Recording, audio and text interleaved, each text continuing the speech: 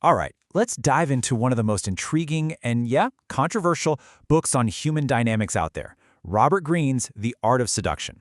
And look, this isn't just about romance or dating. It's really a masterclass in the psychology of charm, persuasion, and, well, influence.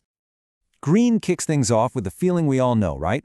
This sense of being stuck in a box. You know, you play the responsible employee, the good friend, the polite stranger, but deep down, most of us are craving something more. A little bit of play, a sense of freedom that our day-to-day lives just tend to crush. So to understand what pulls people in, we first have to look at what pushes them away. And this is where Greene is kind of brilliant. He doesn't start with what makes someone desirable, he starts with what makes them repellent. He calls this type of person the anti-seducer. And let's be real, we've all met this person. And wow, the difference here is night and day. The anti-seducer is totally absorbed in themselves. They talk on and on about their own problems, they never really listen, and all their insecurities are right there on the surface. Seducers, they do the exact opposite. They are masters of paying focused attention. They make you feel like you're the only person in the world, and they pull you in with this aura of confidence and mystery. Okay, so if being self-absorbed and totally obvious is the trap, what's the escape? Well, Greene argues that it has nothing to do with being the most beautiful or handsome person in the room. Nope. It's all about creating an illusion. So here's the core idea. Seduction is a performance. Think about it. Most people are bored. Their lives are short on fantasy and play. A seducer steps in and provides exactly that. They create this heightened reality, this little piece of theater that feels way more exciting than the daily grind. They're basically offering an adventure for your mind. This whole psychological game kicks off with choosing a role to play. Greene says that truly successful seducers have this one particular quality that they radiate, something that attracts people on a really deep level. He lays out 9 of these seductive characters, or archetypes. Let's take a look at 3 of the most powerful ones. First up, you've got the siren. Think Cleopatra or Marilyn Monroe. Their power is this intoxicating mix of a highly charged physical presence with this cool, almost distant quality. They lure you in with all this sensuality, and then they suddenly pull back, go cold. It forces you to chase them, and you just lose all sense of control. Then there's the rake. Their power isn't about their looks, it's about their words. Rakes are masters of seductive language. They radiate a desire that's so intense it's actually contagious.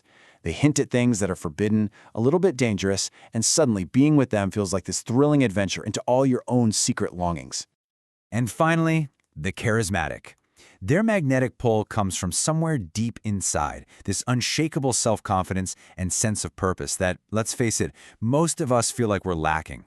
By radiating this intensity, but also staying a little bit detached, charismatics don't just attract you, they make you want to follow them, to just get a little closer to their certainty. So, you've picked a character? Now what? How do you go from who you are to what you do? Well, once you've built up that persona, you have to put it into motion. The whole process Greene outlines is pretty complex, but it really boils down to a few key strategic moves.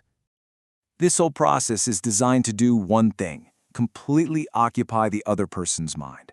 You start indirectly, maybe as a friend, so their defenses are totally down. Then you start creating confusion with mixed signals. One minute you're tough, the next you're tender. And finally, and this is so important, you avoid being too nice. By creating some distance and tension, you make those moments of pleasure feel incredibly intense and addictive. It's a calculated emotional roller coaster, and you're in the driver's seat. Okay, so all of this brings us to the book's core, and honestly, most challenging takeaway. After hearing about all these strategies and, yeah, manipulations, you kind of have to ask yourself, Let's just put it out there. Is this just a guide for manipulating people to get what you want?